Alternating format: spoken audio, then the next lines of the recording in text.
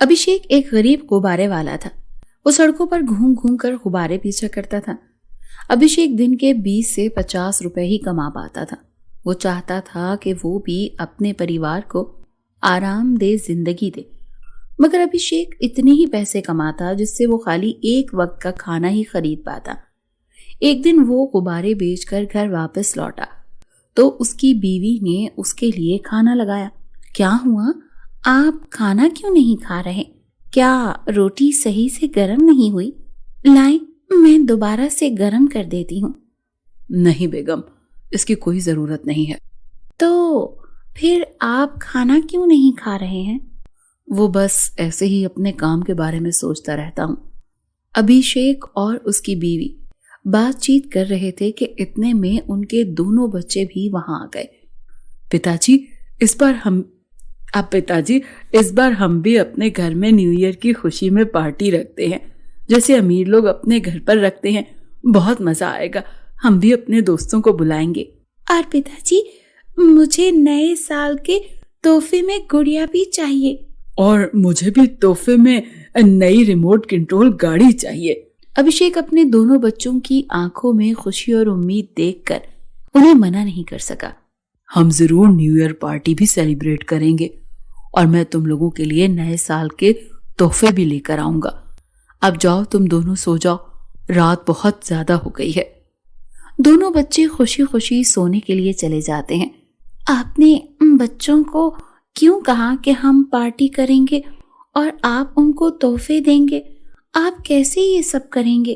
खैर है, मैं कुछ इंतजाम कर लूंगा, कुछ ना कुछ हो जाएगा। और आज ऐसे भी नए साल से पहली की रात है और अमीर लोगों ने अपने घर में पार्टी रखी होगी और पार्टी की डेकोरेशन के लिए उन्हें गुब्बारों की जरूरत होगी। तो उम्मीद है कि इस बार पहले से ज्यादा गुब्बारे बिक जाएंगे और कमाई होगी। ये कहकर अभिषेक अपने गुब्बारे लेकर बेचने के लिए घर से निकलकर कुछ देर चलने के बाद एक बड़ी सी हवेली के बाहर जाकर खड़ा हो जाता है। उस हवेली को देखकर ऐसा लग रहा था कि जैसे इस हवेली में कोई पार्टी हो। अभिषेक इस उम्मीद से उस हवेली के आगे खड़ा हो जाता है कि आज लोग इस पार्टी में आए तो मुझसे बैलून भी खरीद लेंगे। थोड़ी देर अभिषेक वहां खड़ा रहा।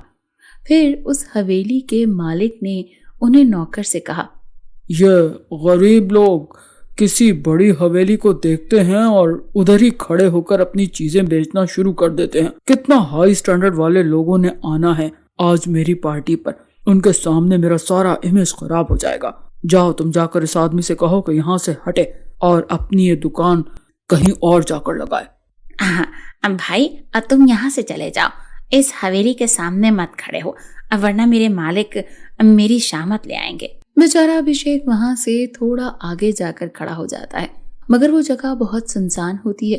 थोड़ी देर वहां खड़े रहने के बाद उसे बाइक पर दो बंदे उस अमीर आदमी की हवेली की तरफ जाते हुए नजर आते हैं।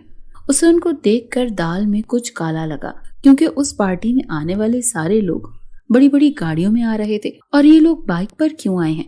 वो दो लोग बाइक से उतरे और अपनी अपनी जेब से गन निकालकर चोरी छुपे उस अमीर आदमी की हवेली में घुस गए। जैसे ही उसने उन्हें देखा तो वो सावधान हो गया और फौरन से करीब के पुलिस स्टेशन में जाकर उन्हें सारी कहानी सुनाई। ये तो आपने बहुत अच्छा किया कि हमें वक्त पर बता दिया। हम अभी जाकर उन गुंडों को पकड़ते हैं। फिर फौरन से पुलिस वाले उस हवेली में पहुंचे और वहां से उन गुंडों को पकड़कर अपने साथ ले गए। अमीर आदमी ने अभिषेक से कहा कि तुम्हारा बहुत बहुत शुक्रिया कि तुमने इन गुंडों के बारे में पुलिस को इन्फॉर्म कर दिया और पुलिस उन्हें पकड़ने आ गई।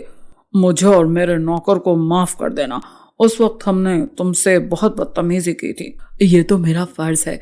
मैंने उनको आपकी हवेली में घुसते हुए देखा तो मैं पुलिस स्टेशन जाकर इन्फॉर्म कराया। तुम बहुत भले इंसान लगते हो। तुम ऐसे करो कि अपने बीवी बच्चों को लेकर मेरी पार्टी में आ जाओ। अभिषेक अपने घर जाता है और खुशी खुशी सारी बात अपनी बीवी को और बच्चों को बताता है। सच में पिताजी, आप हमें पार्टी में लेकर जाएंगे? बहुत मजा आएगा। हाँ बच्चों, आप जल्दी से तैयार हो जाओ, हमने जाना भी तो है। प्रीटा और आयुष जल्दी से तैयार होते हैं और अभिषेक अपनी बीवी और बच्चों को लेकर उस अमीर आदमी की पार्टी में चला जाता है। वहां उनको बहुत मजा आता है। वो अमीर आदमी उन्हें नए साल के तोहफे भी देता है।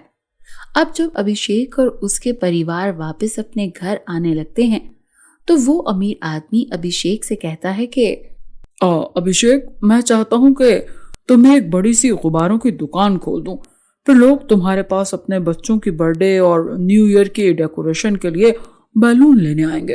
तुम्हारा क्या ख्याल है? साहब, आपकी बहुत मेहरबानी होगी। फिर अगले दिन वो अमीर आदमी अभिषेक को गुब्बारों की एक बड़ी सी दुकान खोल देता है और फिर कुछ ही दिनों में अभिषेक अमीर हो जाता है और अपनी बीवी और बच्चों के साथ हंसी खुशी जिंदगी गुजारता है।